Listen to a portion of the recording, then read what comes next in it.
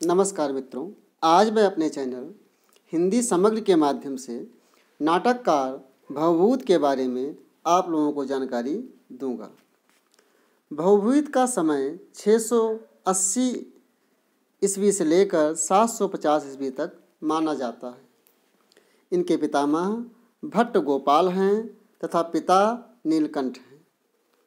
माता का नाम जातुकरणी है। इनका मूल नाम श्रीकंठ या भट्ट श्रीकंठ है। गोत्र कश्यप। कवि गोष्ठी में उम्बेक नाम से कविता किया करते थे। इनकी रचनाओं के बारे में बात की जाए तो इन्होंने मात्र 3 नाटक लिखे हैं। कितने? 3 नाटक। ठीक, कौन कौन से?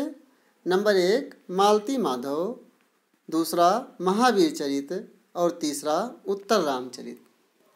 मालती माधव में 10 अंक है। शेष दोनों नाटकों में 7-7 अंक हैं। मालती माधव, इसके बारे में संक्षिप्त जानकारी जो है वह निम्न है। यह 10 अंकों का नाटक है। इसमें मालती तथा माधव और मकरंद तथा मदयंतिका के प्रणय और परिणय की कथा है। अन्य पात्र इसके जो हैं वो नंदन, कामकंदकी, अघोरघंट, कपालकुंडा आदि हैं। नाटक का मुख्य रस क्या है? श्रृंगार तथा रीति गौड़ी है। अगला नाटक इनका जो है महावीर चरित। यह 7 अंकों का नाटक है। इसमें राम के विवाह से लेकर राम के राज्याभिषेक तक की कथा वर्णित है। इसका मुख्य रस वीर तथा रीति गौड़ी है। इसका उपजीव ग्रंथ रामायण है। आपने क्या देखा? भवभूत के मालती माधव तथा महावीर चरित दोनों नाटकों की रीति जो है क्या है? गौड़ी है। ठीक, इनका अगला नाटक है उत्तर रामचरित। यह 7 अंकों का नाटक है। इसमें सीता परित्याग, राम विलाप, शंभूक हत्या, लवकुश प्राप्त और राम के द्वारा निर्दोष सीता को स्वीकार किए जाने का वर्णन है। यह वाल्मीकि रामायण के उत्तरकांड की कथा पर आधारित है तथा करुण रस प्रधान नाटक है। इसकी रीति क्या है? वैदर्भी है। इसमें भवभूत ने गर्भ नाटक की मौलिक कल्पना की है। प्रश्न पूछ लिया जाता है कि भवभूत ने किस नाटक में गर्भ नाटक की मौलिक कल्पना की है, तो आपका उत्तर होगा कि उत्तर रामचरित में भवभूत ने गर्भ नाटक की मौलिक कल्पना की है। इनके रचनाओं को रस सहित याद करने का जो ट्रिक है, सरलतम विधि है, यह ऐसे है। जैसे देखिए, भवभूत की मालती ने श्रृंगार करके महावीर की वीरता को उत्तर में करुण कर दिया। भवभूत अर्थात नाटककार भवभूत, मालती यानी मालती माधव का रस क्या है? श्रृंगार है। फिर महावीर का रस क्या है? वीर है। देखा आपने? फिर उत्तर रामचरित का रस क्या है? करुण है। ट्रिक क्या बना? भवभूत की मालती ने श्रृंगार करके महावीर की वीरता को उत्तर में करुण कर दिया। ठीक, अब हम देखते हैं स्मरणीय तथ्य। स्मरणीय तथ्य में क्या देखते हैं कि भवभूत जो हैं करुण रस के निर्विवाद रूप से सर्वश्रेष्ठ कवि माने जाते हैं।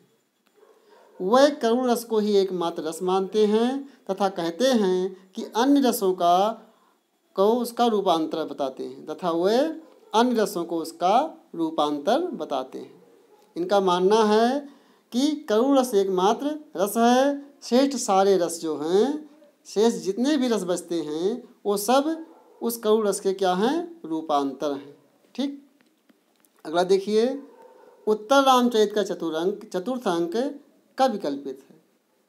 पूछ लिया जा सकता है कि उत्तर रामचरित का कौन सा अंक है जो भवभूत द्वारा कवि कल्पित किया गया है, तो आप उत्तर देंगे कि चतुर्थ अंक। चतुर्थ अंक जो है उत्तर रामचरित का वो क्या है? कवि कल्पित है। करुण रस में भवभूत का वही स्थान है जो श्रृंगार रस में कालिदास का है। अगली वीडियो में आपने पढ़ा है कि कालिदास श्रृंगार रस के सर्वश्रेष्ठ कवि हैं, ठीक उसी प्रकार भवभूत किसके हैं? करुण रस के सर्वश्रेष्ठ कवि, करुण रस के सर्वश्रेष्ठ नाटककार हैं। आगे देखिए, भवभूत गौड़ी रीत के सर्वश्रेष्ठ, यहाँ कवि के जगह नाटककार होना चाहिए, नाटककार, ठीक। भवभूत गौड़ी रस के सर्वश्रेष्ठ नाटककार, गौड़ी रीत के सर्वश्रेष्ठ नाटककार हैं। भवभूत की रचनाओं में ओज, प्रसाद और माधुर्य का समान रूप से सम्मिश्रण मिलता है। भवभूत अपने आप को वैश्यवाक और वाणी को अपनी अनुवर्तनी बताते हैं। क्या बताते हैं वाणी को? कि वाणी मेरी अनुवर्तनी है। भवभूत के पात्र आदर्श के प्रतीक पात्र माने जाते हैं। भवभूत के पात्र क्या माने जाते हैं? आदर्श के प्रतीक पात्र माने जाते हैं।